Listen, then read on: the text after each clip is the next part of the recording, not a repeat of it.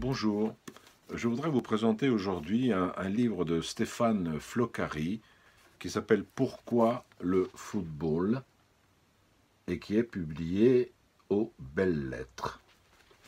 Alors peut-être certains d'entre vous seront surpris qu'à voir le football avec la philosophie.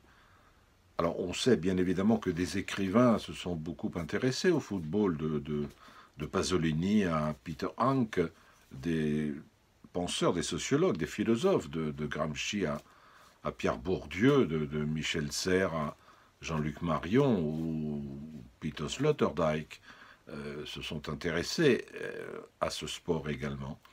Mais en général, il ne fait pas l'objet de l'intérêt, ce qui est étrange dans la mesure où cela correspondrait à ce que pourrait dire un ethnologue avouant qu'il ne s'intéresse pas à la religion.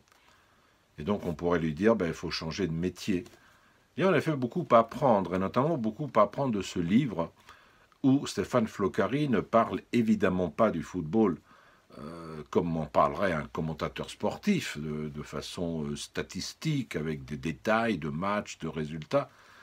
Il envisage le football comme un fait social global où se joue effectivement énormément, non pas simplement d'intérêt économique, comme on le dit parfois, mais où se déploient des réalités humaines extrêmement intéressantes, puisque le football a à voir avec le jeu, bien évidemment, avec la guerre, bien évidemment aussi, avec l'art, la chorégraphie, la danse, la comédie même, la balistique. Et il se joue donc des choses tout à fait intéressantes, et notamment la passion. De quel genre de passion s'agit-il lorsque on parle de football?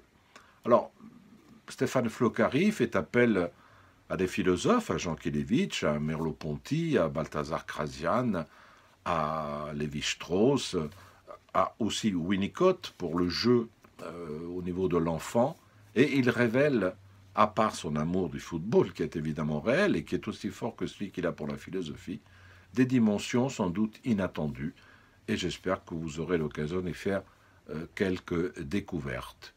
Voilà, Pourquoi le football de Stéphane Floccari, publié aux éditions Les Belles Lettres.